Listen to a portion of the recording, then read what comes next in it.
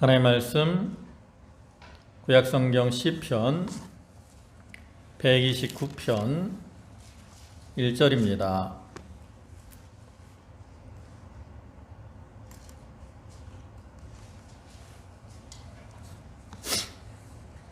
시편 129편 1절 구약성경 페이지로는 898쪽.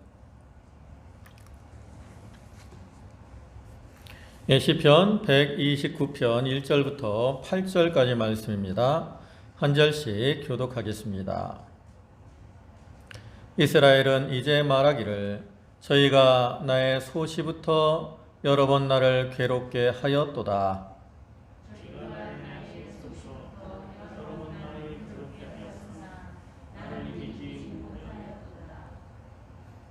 밭가는 자가 내 등을 갈아 그 고랑을 길게 지었도다.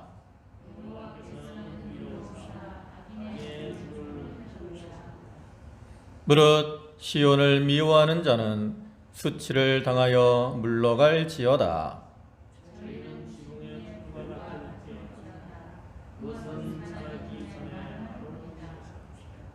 이런 것은 베는 자의 줌과 묶는 자의 품에 차지 아니하나니 지나가는 자도 여호와의 복이 저희에게 있을지어다 하거나 우리가 여호와의 이름으로 너희에게 축복하는다 하지 아니하느니라.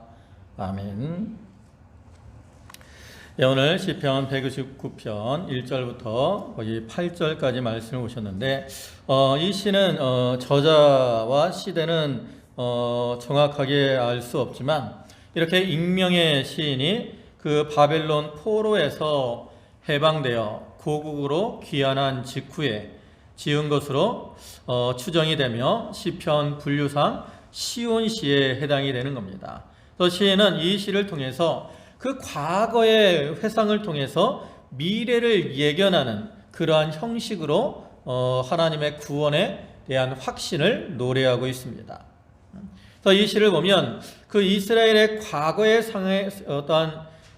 상황에 대한 회상 그리고 앞날에 대한 예견의 내용이 이렇게 양분이 되죠. 즉 전반부에서는 그 비유적 표현을 통해서 과거의 역사 속에서 이스라엘이 그들의 대적으로부터 많은 고난을 당했지만 하나님의 보호하심으로 인해서 그 대적들이 끝내 이스라엘을 이기지 못했음을 노래하고 있고요. 이어서 후반부에서는 이러한 과거 역사 속에 나타난 하나님의 그 은혜를 근거로 해서 현재 이렇게 이스라엘을 학대하고 있는 그러한 대적들도 마침내는 멸망을 당하고 또 이스라엘이 궁극적인 승리를 거두게 될 것을 이제 비유적 표현을 통해서 확신 있게 선포를 하고 있는 겁니다. 우리가 성경의 역사를 보면 이스라엘 백성들이 그 하나님의 선민이지만 그들이 건국 초기부터 주변 여러 나라들에게 많은 그 수모와 박해를 받았습니다. 그런 모습을 본문 1절과 2절에서는 저희가 소시부터 나를 괴롭게 하였다라고 말을 하고요. 또 3절에서는 밭가는 자가 내 등을 갈아 그 고랑을 길게 지었다 이렇게 표현해요. 이러한 표현은 그 선민 이스라엘에 대한 그 대적들의 박해가 얼마나 자주 계속되었고 또 그 강도가 얼마나 심했는가를 우리에게 생생하게 느끼게 하는 것이죠. 그러나 이렇게 대적들이 이스라엘을 핍박하고 괴롭게 했지만 그러한 절망적인 상황에 이르렀을 때도 하나님께서 그들에게 이스라엘 백성들에게 구원의 손길을 내밀어서 그들을 지키시고 보호하여 주시고 또 이렇게 회복시켜 주심으로 그 악인들이 끝내 이스라엘을 굴복시킬 수는 없다라는 거죠. 그래서 시인은 그러한 과거의 사실들을 회상하면서 현재 이스라엘 백성들이 참 바벨론에서 포로에서 돌아왔어도 많은 대적들로 인해서 괴로움을 당하고 있는 그러한 상황이거든요.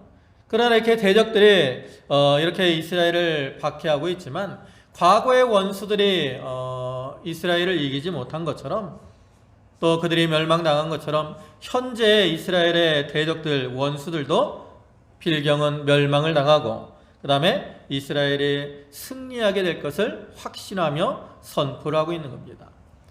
특히 시인은 이 본문에 오면 그 악인들의 모습을 이제 지붕의 풀로 이렇게 비유를 해서 그들이 얼마나 이제 허무하게 멸망을 당하게 될 것인가를 우리에게 교훈을 하죠. 이러한 본시는 오늘날 우리 성도들에게도 동일하게 적용이 되어서 우리 성도들이 세상을 살아가면서 여러 가지 환난과 고통을 당하지만 하나님께서 그러한 성도들을 내버려 두시지 않아요. 간과치 않으십니다.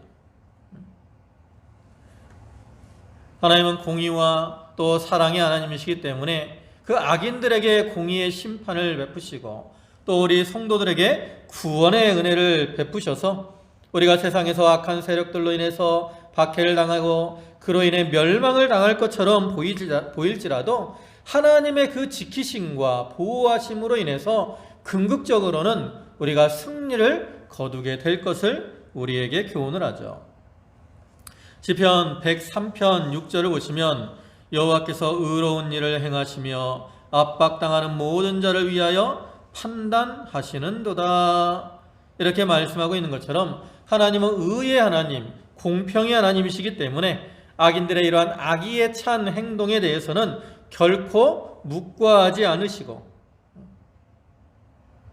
그들의 악한 행위를 심판하시며 또 고난당하는 하나님의 백성들에 대해서는 참 평안과 위로를 더하실 것, 이것은 너무나도 분명하다는 것.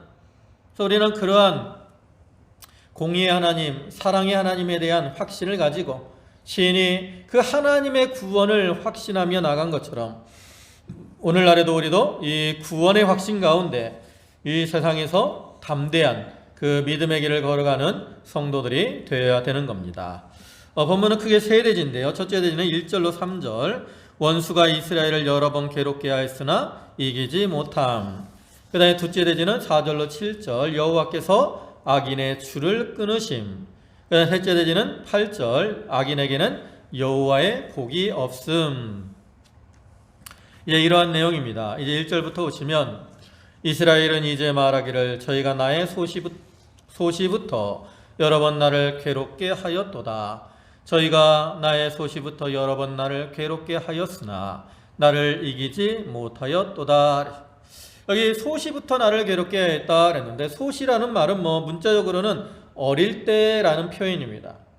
그러나 여기서는 어릴 때라는 그러한 의미보다는 이스라엘의 건국 초기를 의미하는 거예요. 그래서 원수들이 그 이스라엘이 이제 처음 애굽에서 나와서 그 광야를 통과해서 가나안 땅에 들어가서 이제 나라를 세우게 되는데 우리가 사사기 이제 건국 초기가 언제? 사사기 시대잖아요. 그때 이제 완전히 나라가 세워진 건 아니지만 사사 시대부터가 이제 이스라엘의 건국 초기라고 할 수 있습니다. 근데 보면 우리가 사사기를 보면 이스라엘 백성들이 많은 대적들에게 핍박을 당하고 있는 것을 볼 수 있죠.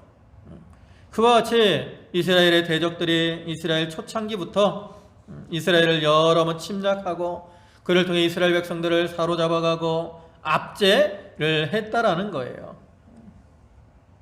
주변에 애굽이나 또 암몬, 또 모압, 블레셋, 메소포타미아 여러 나라들에게 침략을 받았고 그로 인해 고통을 당했습니다. 이러한 이스라엘의 모습과 같이 오늘날 우리 성도들도 우리가 예수를 믿고 구원을 받아 하나님의 백성이 된 그 순간부터 우리가 세상 끝날까지 사단의 세력으로 인한 그 도전과 핍박들을 많이 당하게 됩니다. 그러나 그 2절 끝에 보면 나를 이기지 못하였도다 이렇게 말씀을 하고 있지만 말씀하고 있는 것처럼 그들이 이스라엘을 멸망시키려고 여러 차례 소시부터 계속해서 괴롭게 하고 핍박을 했지만 그들이 이스라엘을 이겼다라는 거예요? 이기지 못했다라는 거예요? 이기지 못했다라는 거예요. 멸망시키지 못했다라는 거예요. 근데 우리가 여기서 한 가지 알아야 될 것은 이렇게 그들이 나를 이기지 못했다라는 말은 이스라엘이 전쟁에서 패하지 않았다라는 그러한 의미는 아니라는 거죠. 우리가 성경을 보면 이스라엘이 그 대적들의 침략을 받아서 여러 번 전쟁에 패하는 모습들을 우리가 많이 볼 수 있습니다. 그 전쟁에 패하고 그 다음에 이제 민족이 멸절당할 만한 그러한 위기를 많이 겪죠. 특별히 이제 나중에 후기에 그 북이스라엘이 아수르에 의해서 멸망을 당하고 또 남유다가 바벨론에 의해서 멸망을 당했으는 이스라엘이 완전히 멸망한 것 같은 그러한 상황에 처한 거예요.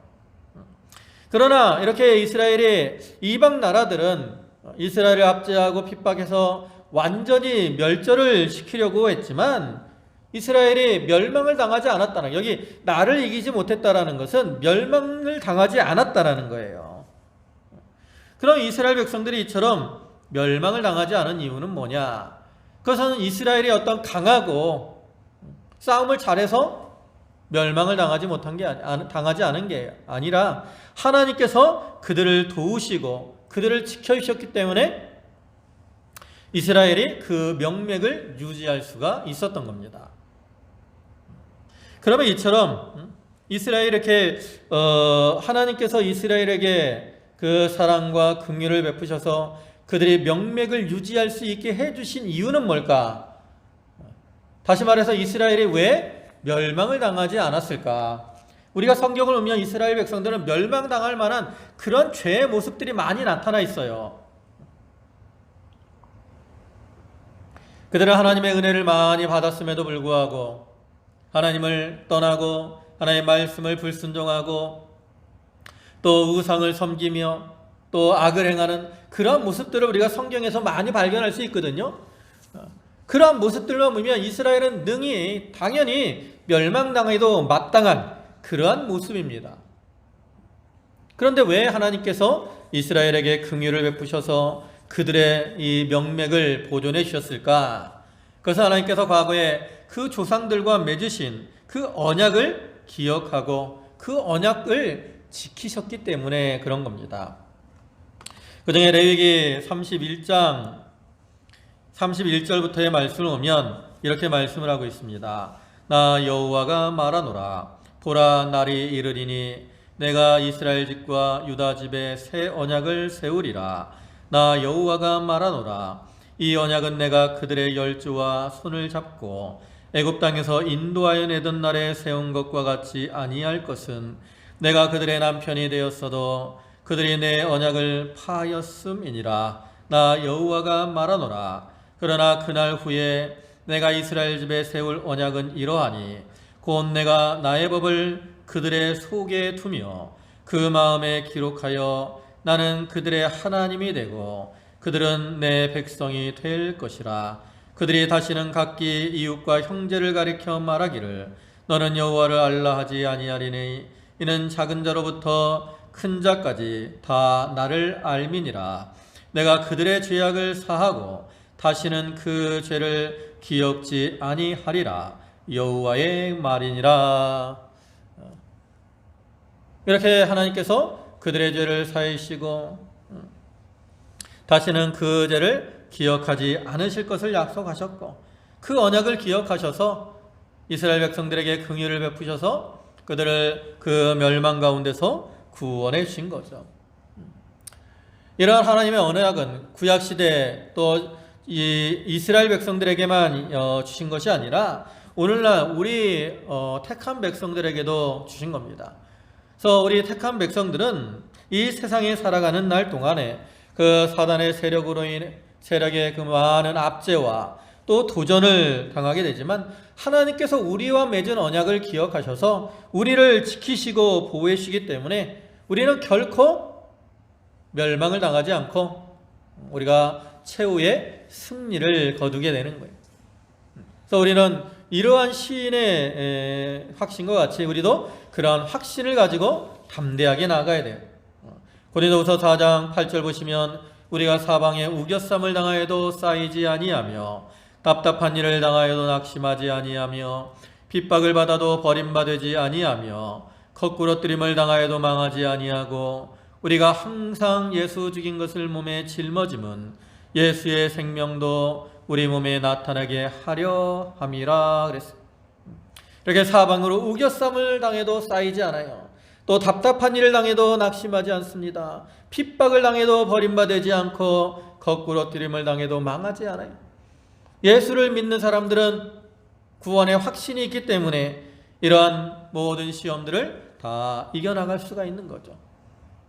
우리가 이런 확신과 담대함을 가지고 나아가는 자들이 되어야 됩니다. 그 다음에 3절에는 밭가는 자가 내 등을 갈아 그 고랑을 길게 지었도다. 여기서 이제 농부가 농촌에서 농부가 밭 가는 모습을 예를 들어서 이스라엘 백성들이 당하는 그 고난의 모습이 얼마나 크고 얼마나 오래되었는가, 이것을 비유적으로 보여주는 겁니다.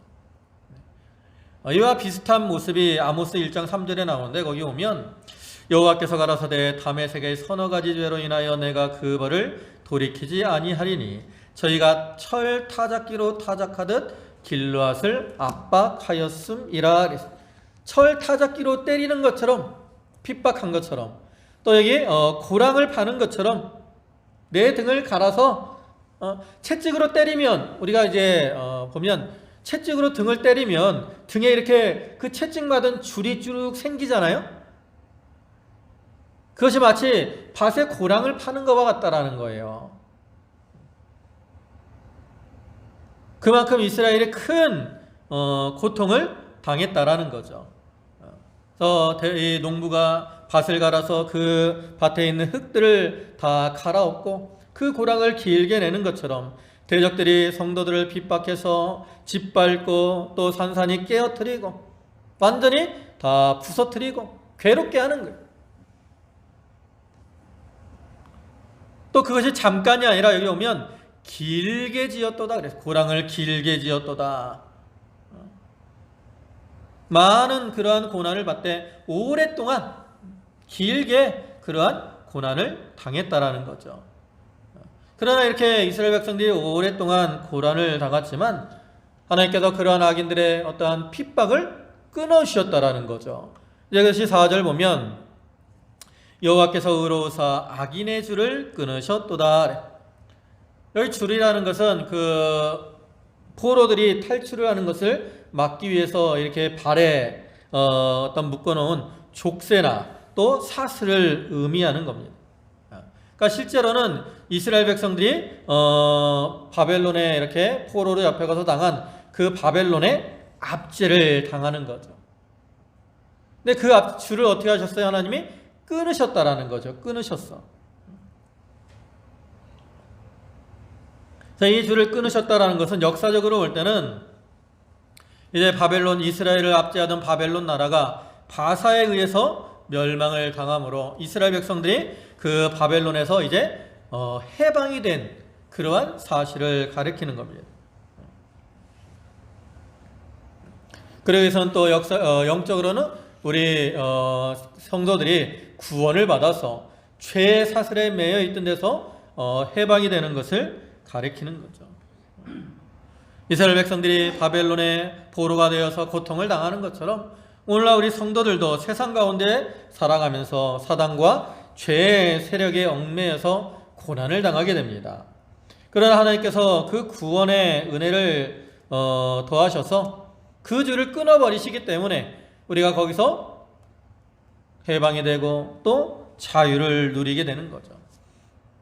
그러니까 이 이스라엘이 애굽에서 이렇게 해방이 되는 거나 또 바벨론에서 해방이 되는 것은 오늘날 우리 그리스도로 말미암아 구원을 받는 그러한 것을 예표하는 것이라고 할 수 있습니다. 아무튼 하나님은 의로우신 하나님이시기 때문에 하나님의 택한 백성들을 도우셔서 그 대적들이 그 이스라엘을 압제하기 위해서, 성도들을 압제하기 위해서 이렇게 묶어놓은 사용하는 그러한 줄들을 어떻게 해요? 다 끊어버리신다라는 거죠. 다 끊어버리셔. 사냥꾼의 올무어 이런 것에서 그것을 끊으시고 하나님께서 우리를 자유케 해주시는 거죠. 그러한 하나님이라고. 이것이 하나님의 공의고 이것이 하나님의 사랑이죠. 그래서 이렇게 악한 자들의 줄을 끊으시고 우리를 구원하시는 그러한 하나님이시기 때문에 우리가 하나님을 신뢰하며 살아가는 겁니다. 또 그 다음에 5절에 무릇 시온을 미워하는 자는 습치를 당하여 물러갈지어다. 저희는 지붕의 풀과 같을지어다. 그것이 자라기 전에 마르는 것이라. 이런 것은 베는 자의 줌과 묶는 자의 품에 차지 아니하나니. 여기 보면 시온을 미워하는 자가 수치를 당하여 물러간다 그랬습니다. 시온을 미워하는 자, 그들은 지붕의 풀과 같이 이제 다 멸망을 당하게 된다라는 거예요. 그럼 시온을 미워하는 자는 누구? 시온은 어디예요? 일반적으로는 이제 예루살렘을 보통은 가리킵니다. 그러나 여기서는 좀 더 폭을 넓혀서 이스라엘 백성 전체를 가리키는 거죠. 그리고 시온을 미워하는 자들은 이스라엘을 대적하는 자들이고요. 또 하나님을 대적하는 그러한 자들을 가리킵니다. 근데 이 시온은 또 영적으로는 하나님이 축복하신 곳으로서 하나님의 임재를 상징하는 겁니다. 그렇기 때문에 이 시온을 미워한다라는 것, 멸시한다라는 말은 결국 하나님을 미워하고 멸시하는 것이 되기 때문에 이처럼 하나님을 미워하고 멸시하는 자들은 하나님의 공의의 심판을 받아서 그들의 수치와 또 낭패를 당하게 되고 마는 거죠. 그래서 오늘날에도 하나님의 성전인 이 교회와 또 성도들을 미워하고 멸시하는 자들은 하나님께서 그들을 수치와 또 멸망의 길로 이끌어 가시는 겁니다. 그래서 이사야 60장 14절을 보시면 너를 괴롭게 하던 자의 자손이 몸을 굽혀 내게 나오며 너를 멸시하던 모든 자가 내 발 아래 엎드리어 너를 일컬어 여호와의 성읍이라 이스라엘의 거룩한 자의 시온이라 하리라. 이와 같이 하나님이 이렇게 그들을 치실 때는 이스라엘을 괴롭게 하던 자들이 오히려 이스라엘 백성 앞에서 몸을 굽혀 자기를 낮추고 나올 수밖에 없는 것이고, 또 이스라엘을 멸시하던 자들이 그 발 아래 다 엎드리게 되는 거예요. 그리고 그들의 멸망의 모습은 지붕의 풀과 같이라고 표현을 합니다. 6절 보면 저희는 지붕의 풀과 같을지어다. 그것은 자라기 전에 마르는 것이라. 이스라엘을 대적하고 또 시온을 멸시하는 그러한 원수들은 다 뭐와 같아요? 지붕의 풀과 같아요. 이사야 37장 27절에서도 보면 그러므로 그 거민들이 힘이 약하여 놀라며 수치를 당하여 들의 풀같이 푸른 나물같이 지붕의 풀같이 자라지 못한 곡초 같았었느니라. 이와 같이 하나님을 대적하는 자는 뭐와 같아요? 지붕의 풀과 같고 자라지 못한 곡초와 같다라는 거예요. 이 지붕의 풀은 뭐예요? 지붕의 풀. 원래 이 팔레스타인의 지붕은 이렇게 우리 옥상과 같이 좀 평평하게 이렇게 지붕을 만듭니다. 또 지붕을 만들 때 회 반죽이나 타르, 또 재, 모래 이런 것들을 반죽을 해서 이제 지붕에 이렇게 바르는데, 또 이제 가난한 집들은, 농촌들은 진흙과 볏짚을 사용해서 이제 지붕을 바르게 됩니다. 근데 그렇게 바르다 보면 지붕이 어떻게 돼요? 갈라진 틈이 생기죠. 우리도 오늘날 보면 시멘트로 잘 발라도 가끔 갈라진 틈이 생기기도 하잖아요. 근데 옛날에는 이렇게 갈라진 틈들이 많았다고. 그러면 갈라진 틈이 있으면 어떻게 돼요? 거기서 풀들이 자라난다고, 풀들이. 근데 우리가 알다시피 이 지붕이라는 것은 풀이 많거나 습기가 아주 많은 곳은 아니에요. 흙이 아주 고운 곳이 아니잖아요. 흙도 조금밖에 없고 또 습기도 조금밖에 없다고. 그러니까 일시적으로는 풀이 거기서 이제 싹이 나고 움이 돋아서 자라나긴 하는데, 그것이 일반 흙에서 자라는 그런 풀처럼 뿌리가 깊이 내리거나 하지 못하잖아요. 그러니까 어떻게 해요? 약하다고, 튼튼하지 못해. 우리가 이 마태복음 보면 씨 뿌리는 비유가 나올 때 그 돌짝밭에 뿌려진 씨와 같은 거예요. 돌짝밭에 뿌려진 씨도 이렇게 싹이 나고 um이 돋지만 그때 뿌리가 깊이 내리지 못하니까 어떻게 돼요? 해가 돋고 해가 강하게 비치니까 어떻게 됐어요? 다 말라진다 그랬잖아요. 말라진다. 그와 같아요. 지붕 위의 씨도 그래요. 지붕 위의 풀도 일시적으로는 풀이 이렇게 지붕에서 자라나지만 이렇게 햇빛이 강하게 비치게 되면 어떻게 돼요? 자라기 전에 마르는 거예요. 자라기 전에. 이와 같이 이 악인들이 일시적으로 세상에서는 이렇게 형통하고 잘 되는 것처럼 뿌리를 내리고 번성하는 것처럼 보일 때가 있다라는 거죠. 그러나 하나님의 심판이 임하게 되면 그들은 다 어떻게 됩니까?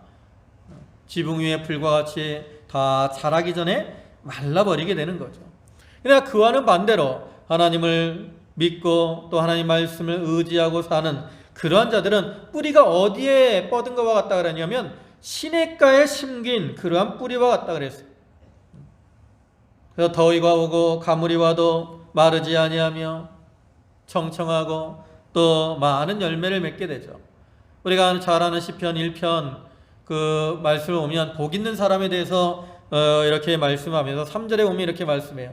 저는 시냇가에 심은 나무가 시절을 쫓아 과실을 맺으며 그 잎사귀가 마르지 아니함 같으니 그 행사가 다 형통하리로다.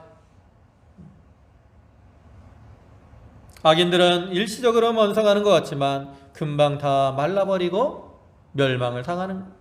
반면 하나님을 의지하는 하나님의 백성들은 이렇게 시냇가에 심은 나무와 같이 하나님이 복되고 형통케 해주시는 겁니다. 또한 그뿐만 아니라 악인들의 모습은 이런 것은 베는 자의 줌과 묶는 자의 품에 차지 아니하나니, 이건 아주 쇠잔하게 될 것을 비유적으로 말하는 거예요. 농부들이 이제 곡식을 거둘 때 어떻게 해요? 옛날에, 요즘은 뭐 이렇게 기계로 쫙 하지만 옛날에 어떻게 낫으로 뱄잖아요.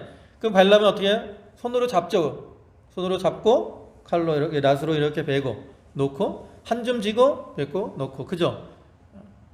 이 줌으로 넉넉하게 짓는다. 곡식이 잘 자라면 그 베는 자가 한 손으로 줌을 넉넉하게 한 줌 잡아서 낫으로 베는 거예요. 근데 이제 이 지붕 위의 풀은 이 베는 자의 줌으로 잴 만큼 안 되는 거예요. 지극히 쇠잔해 갖고 잡을 만한 게 없다라. 또 이제 이 곡식단을 묶는 자가 넉넉하게 이렇게 품어서 묶어야 되는데 그런 만큼 되지 않는다라는 거죠. 그만큼 이렇게 악인들이 쇠잔하게 될 것을 비유적으로 설명을 하는 겁니다. 또한 그뿐만 아니라 8절에서는 지나가는 자도 여호와의 복이 너희에게 있을지어다 하거나 우리가 여호와의 이름으로 너희에게 축복한다 하지 아니하느니라. 이것은 악인들이 그 지나가는 자들에게도 멸시를 당하게 된다라는 거예요. 여기 여호와의 복이 너희에게 있을지어다 라는 말은 이스라엘 백성들 사이에서 이렇게 인사로 하는 말이에요. 인사로. 우리가 아침에 우리도 밖에 나가면 사람들 보면 뭐라고 인사해요? 안녕하세요. 안녕하십니까? 또 설날 되면 어떻게 해요? 이제 내일 모레가 설날인데 설날 맞으면 어떻게 해요? 새해 복 많이 받으세요. 축복의 말을 하잖아요. 안녕하십니까? 이것도 안녕하기를 바라는 마음으로 하는 거예요. 안녕이 뭐예요? 평안하고 안정된 그러한 상태를 말하는 거예요. 그러니까 안녕하기를 바라면서 안녕하십니까? 물어보는 것이고, 복 받기를 바라는 마음으로 새해 복 많이 받으세요. 축복의 말을 해주는 거죠. 그와 같이 이스라엘 백성들로 이렇게 만나면 인사를 할 때 여호와께서 너와 함께 하시기를 바란다. 여호와의 복이 당신과 함께 하기를 바랍니다. 라고 인사를 해요. 그러한 모습이 이제 실제로 나오는 게 룻기에 나옵니다. 룻기 2장 4절을 보시면 마침 보아스가 베들레헴에서부터 와서 베는 자들에게 이르되 여호와께서 너희와 함께 하시기를 원하노라. 그들이 대답하되 여호와께서 당신에게 복 주시기를 원하나이다. 이렇게 보아스와 일꾼들이 인사를 나누고 있는 모습을 볼 수 있잖아요. 그와 같이 이스라엘 백성들은 서로 이렇게 하나님의 축복을 빌어줬다고 그런데 이렇게 악인들은 그러한 축복을 말을 받지 못한다는 거예요. 아무도 그 악인들을 멸시하기 때문에 그들에게 이러한 축복의 말을 하지 않는다라는 거죠. 의인들은 모든 사람들이 축복을 해주지만 악한 사람들은 지나가는 사람들, 나그네까지도 그들에게 축복의 말을 해주지 않고 멸시하는 겁니다. 이와 같이 악인들은 하나님에게 버림을 받을 뿐만 아니라 사람들에게도 버림을 당하고 멸시를 받게 되는 거죠. 그래서 오늘날에도 하나님의 교회를 대적하고 또 성도를 핍박하는 자들은 지붕의 풀과 같이 쇠잔하게 되고 또 하나님의 이렇게 사람들에게도 조롱과 멸시를 당하게 되고 마는 겁니다. 이처럼 하나님은 공의의 하나님이시기 때문에 과거에 이스라엘 백성들이 죄를 범할 때는 주변의 여러 나라들을 통해서 그들을 치게 하시고 그들을 징계하셨지만 완전히 멸망당하게는 하지 아니하시고 마침내는 이기게 하시고 그들을 구원해 주셨습니다. 오늘날 우리가 이 사단의 세력이 강하게 역사하는 이 세상을 살아갈 때 우리가 그 가운데서 여러 가지 환난과 핍박을 당하게 될 때가 많이 있습니다. 그러나 공의 하나님께서 우리 성도들을 그러한 환난 가운데서 지키시고 보호해 주시고 또 망하지 않게 해주시고 마침내는 구원하시며 승리케 해주시는 그러한 분이 되신다라는 거죠. 그래서 우리는 그러한 하나님을 기억하고 현재 우리가 여러 가지 어려움들을 당할지라도 낙심하지 말고 시인과 같이 구원의 확신을 가지고 담대하게 하나님을 의지하고 하나님과 동행하며 또